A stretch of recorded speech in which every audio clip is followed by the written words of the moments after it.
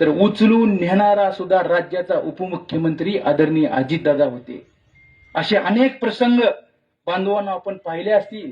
आज अजितदादा हे देशामध्ये, मी सांगतो महाराष्ट्रात सोडून द्या, देशामधले असे नेते आहेत की 5 वाजता बारामती किंवा तालुका किंवा जिल्हा किंवा महाराष्ट्रामध्ये उठून बीड जिल्ह्यात सुद्धा, बीडमध्ये सुद्धा परळीत जाऊन 5 वाजता आढावा दौरा, 5 वाजता लोकांची कामं करणारा, पहाटे 5 वाजता रस्त्याची क्वालिटी चेक करणारा हा राज्याचा उपमुख्यमंत्री होऊ शकत नाही.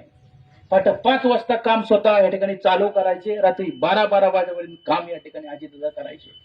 त्यांचा बंगला, जो मुंबई मधला जो बंगला आहे देवगिरी, जो देवगिरी मला वाटतं राज्यमंत्री होते फल उत्पादन जलसंपदा राज्यमंत्री असल्यापासून आजपर्यंत त्यांचा सहवास त्या देवगिरीवरती या ठिकाणी गेला आणि इकडे सहयोगला गेला. आणि पुण्याला कुणाला भेटायचे म्हटलं तर जिजाऊ बंगल्याला या ठिकाणी आदरणीय दादा भेटायचे. कुणालाही विचारा, सामान्य नागरिक विदाऊट अपॉइंटमेंट या अजितदादांना जाऊन सहज भेटू शकत होते. अजितदादांना भेटायला कधीही कुणाची अपॉइंटमेंट लागलेली नाही. ही आदरणीय पवार साहेबांच्या पावलावर पाऊल टाकत आदरणीय दादांचं जे नेतृत्व उभं राहिलं ना, या नेतृत्वाला कधीही बांधवांनो या ठिकाणी तोड नव्हती. त्यांच्या आवाजामध्ये काय भारदस्तपणा होता. म्हणजे आवाज हीच त्यांची मतलब कॅपिटल होतं असं माझं मत आहे. किती आवाज मोठ्यानं काढला, किती आवाज त्यांनी ही काढला तरी जेव्हा कार्यकर्ता जवळ येईल तेव्हा ती जवळ घ्यायचे, प्रेमाने बोलायचे, खवय्या होते. जिकडे जाईल, महाराष्ट्रात जिकडे जायचं तिथलं त्या प्रकारचे पदार्थ खाणे, आवडता चहा पिणे, जिथं इंदापुरात आले तर इथं चहा कुठं चांगला मिळतो जाऊन चहा घेणे, म्हणजे ही त्यांची एक खासियत होती. असा नेता होणे नाही. आज म्हणजे मंत्रालयामध्ये जर आपण कधी तुम्ही गेला तर दादांना कधी अपॉइंटमेंट लागली नाही. कधी सामान्य नागरिक मंत्रालयामध्ये उपमुख्यमंत्र्याला जाऊन भेटू शकत होते. असे नेते या ठिकाणी होऊन गेले. ग्रामपंचायत असू द्या, सोसायटी असू द्या, पंचायत समिती असू द्या, जिल्हा परिषद असू द्या, मार्केट कमिटी असू द्या, प्रत्येक या जी काय संस्था आहेत त्यातला खडा ना खडा अभ्यास, खडा ना खडा कार्यकर्ते आणि सगळ्या खचाखुना त्यांना माहित होत्या आणि ते न बोलता समजून सांगायची ती कशासाठी आलेत. ही एक त्यांच्या स्वभावाची एक खासियत आदरणीय अजितदादांची बांधवांनो या ठिकाणी होती. अशातून खूप मोठं नुकसान संपूर्ण महाराष्ट्राचं बांधवांनो या ठिकाणी झालेलं आहे. महाराष्ट्रातला कुठला मतदारसंघ आणि कुठलं गाव नाही की तिथं आणि कुठली बरीच घरं नसतील अशी की दादांना मानणारी तिथली या ठिकाणी व्यक्ती नाहीत. असे विकास पुरुष आदरणीय दादा आपल्यातून या ठिकाणी निघून गेलेले आहेत. आज आम्ही बांधकाम सभापती जिल्हा परिषदेमध्ये काम करत असताना अधिकार एकदा त्यांनी कुठल्याही ह्याला पदाधिकाऱ्याला अधिकार दिले की अधिकार देतात, पूर्ण अधिकार परत ढवळाढवळ आदरणीय अजितदादांनी कधी केली नाही. मनमोकळेपणाने काम करून द्यायचे आणि काय अडचण आली तर मी तुझ्या पाठीमागे आहे असं म्हणणारे नेते आदरणीय. मी स्वतः कित्येक वेळा दादांना मी सांगितलं, दादा असा ही अडचण आहे बरं का, अरे मी आहे ना, असा खमक्या आवाज असं जे जिजाऊवरती अनेक वेळा माझ्या समोर या ठिकाणी आदरणीय दादांनी टाकला. या स्वच्छतेवरती विशेष प्रेम. आज बारामतीमध्ये जर आपण गेलो, तालुक्यामध्ये कुठेही गेलो, स्वच्छता त्यांना खूप आवड. म्हणजे कुणाच्या घरी जरी जेवायला गेले तरी हे इथं काय रे असं, इथं काय झालं, इथं का असं झालं, इथं का तसं झालं, ही त्यांची खासियत होती. म्हणजे ती त्यांचं बरोबर असायचं आणि ते समजून सांगून ते या ठिकाणी करायला लावायचे. स्वच्छता प्रिय, प्रशासनावर एक पक्कड असणारा नेता होता. आज कुठल्याही जिल्हा परिषद असू, पॉलिटिशियन असू, महसूल असू, तुम्ही कधी कुठल्या कार्यक्रमात गेले, कुठल्याही तालुक्यात गेले तर ते कधी नमस्कार करून फक्त व्यासपीठावर कधी बसलेले नाहीत. दादा उतरले की निवेदन स्वीकारत ते व्यासपीठावर जायचे आणि ते जेव्हा भाषण चालू असायचं तेव्हा ते पूर्ण निवेदन वाचत राहायचे आणि जे प्रश्न तिथं उपस्थित सोडवता येतील ते प्रश्न जागेवर सोडायचे. ते 50% निवेदन हातातले दिलेले मला वाटतं 25% निवेदन पुढं महाराज त्याच ठिकाणी ते लावायचे. असा नेता राज्यामध्ये दुसरा होणे नाही. आणि कार्यकर्ते, नेते, माझ्या भगिनी व मीडियाचे सर्व प्रमुख यांच्या उपस्थितीमध्ये आपण शोकसभा आपण आयोजित केलेली आहे. काल 28 तारखेला बारामतीमध्ये एअरपोर्टवर महाराष्ट्र राज्याचे उपमुख्यमंत्री माननीय अजितदादा पवार साहेब दुर्दैवी घटना घडून त्याच्यामध्ये आपल्याला सोडून गेले, ही तुमच्या आमच्या सर्वांच्याच मनाला न पटणारी गोष्ट. या महाराष्ट्राला न लाभलेला एक चांगला मुख्यमंत्री म्हणून आपण या दादांची येणाऱ्या कालावधीमध्ये गणना करावी लागेल. ते आमदार म्हणून काम करत असताना पाठीमागील 5 वर्षामध्ये दादांशी आठवड्यातील कमीत कमी 2 ते 3 दिवस सतत संपर्क येत राहायचा. मंगळवार, बुधवार, गुरुवार या 3 दिवसामध्ये आम्ही मुंबईला असायचो. कायमस्वरूपी मंगळवारी संध्याकाळी 7 वाजता दादांच्या देवगिरी या निवासस्थानी सर्व आमदारांची मीटिंग आयोजित केलेली असायची.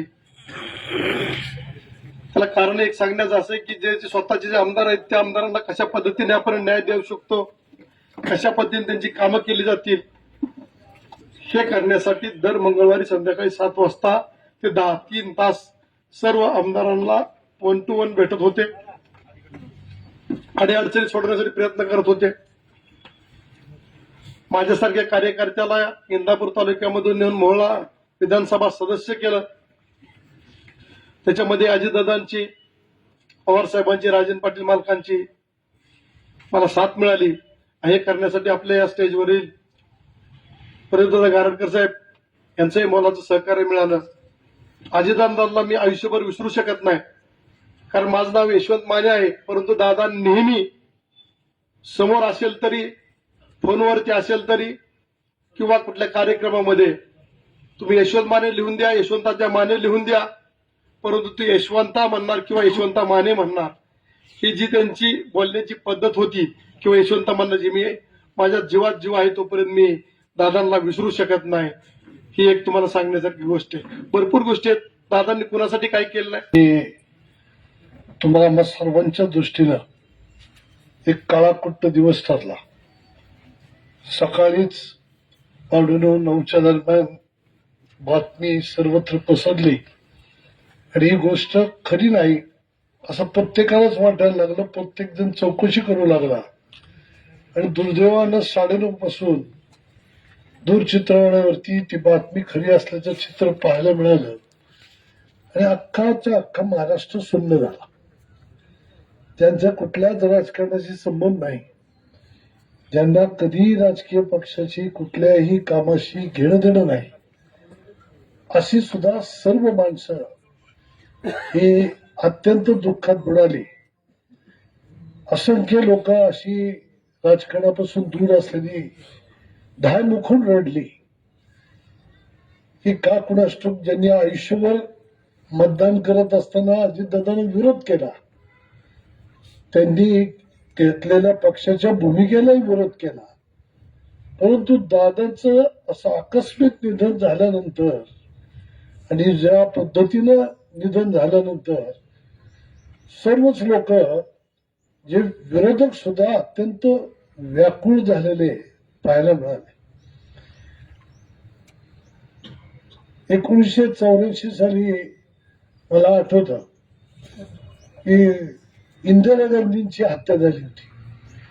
त्यावेळेला जसा जनसागर दुःखात बुडाला होता, त्याच पद्धतीचं चित्र हे काल आज या ठिकाणी आपण सर्वांना, महाराष्ट्रातल्या तमाम गावखेड्यापासून शहरापर्यंत सर्व लोकांना अनुभवायला मिळाला. विमानाची दुर्घटना होत असताना दादांचं जे असलेलं वक्तशीरपणा, की सकाळी लवकर उठून त्यांना ती जी वेळ दिली होती ती वेळ पाळायची, ती विमान व्हिजिबिलिटी नव्हती, म्हणजे नीट धावपट्टी दिसत नव्हती, का विमानात बिघाड होता हे नंतरच्या काही काळात कळेल. पण मला असं वाटतं की मी एक त्यांना 20 वर्ष जवळून पाहिलं. त्या माणसाचं एक वैशिष्ट्य होतं, दिलेली वेळ पाहिलं. त्यांनी कदाचित त्या वैमानिकाला सांगितलं असेल तो काय होत नाही, उतरा, असं सुद्धा असू शकतं. इतके धाडसी असले दादा. हे अनेक प्रसंग त्यांनी बघितले. कुठल्याही कार्यक्रमातून जाताना कच्चा रस्ता गाडी जात नाही, ते ड्रायव्हरनी गाडी जरा थांबवायची, स्लो करायची. दादांनी ओरडायचे, हे तुला काय करायचं, घाल तिथं गाड्या, तुटली तर तुटली, मोडू दे, तुझ्या काय बापात जायचं, पण वेळेवरती पोहोचायचं. हे वेळेच्या बाबतीमध्ये इतका टास असलेला नेताच मी कधी बघितला नाही. आणि मी त्या उलट असलेला कार्यकर्ता. वेळ मला कधी पाळता येत नसायची. आणि कायम माझे त्यांचे या विषयावरती म्हणजे टिंगल टवाळकीनं बोलायचे, पण मलाही त्या ठिकाणी ते बोलायचे. तर असं असंख्य अनेक प्रसंग मला आठवतात. जे बहाननगर कारखान्याच्या इलेक्शनमध्ये त्यावेळेला काही लोकांना दादांच्या सोबत जोडून देण्याचा विषय होता. मला इंदापूरमध्ये तिथं पोहोचताना 1.5-2 तास उशीर झाला. दादा बरोबर 1.5 तास आधी त्या वेळेला येऊन बसले होते. गेल्यानंतर आधी 5-10 मिनिटं त्यांनी आधी मला सुनावलं आणि मग विषयाकडे लक्ष घातलं. असे खूप काही प्रसंग मला इथं खूप सांगता येतील. पण वेळेच्या बाबतीत पक्का असलेला मनुष्य काल म्हणजे वेळेच्या म्हणजे त्यांनी जी वेळ पाळली म्हणतात तो काळ आला होता.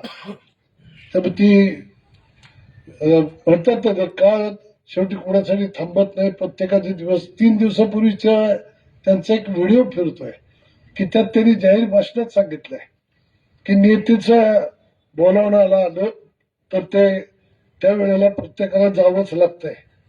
हे त्यांचं बोलणं त्यांच्या 3 दिवसामध्ये खरं झालं. एक प्रकारचं दुर्दैव म्हणावं लागेल. दादांचा कार्यकाळ मी जवळून पाहिला. मी 1980 सालापासून सार्वजनिक जीवनामध्ये काम करत असताना मला आजही आठवतंय 84ची इंदिरा गांधीच्या हत्येनंतरची आलेली लोकसभेची निवडणूक. या निवडणुकीत दादांनी या इंदापूर तालुक्यामध्ये, दौंड तालुक्यामध्ये बारामतीच्या बाहेर येऊन प्रचाराला सुरुवात केली होती. त्या काळात दादांना बोलायला सुद्धा दादा घाबरायचे. इतकं त्या लहान वयामध्ये म्हणजे त्या तरुण वयामध्ये दादांनी कामाला सुरुवात केली होती.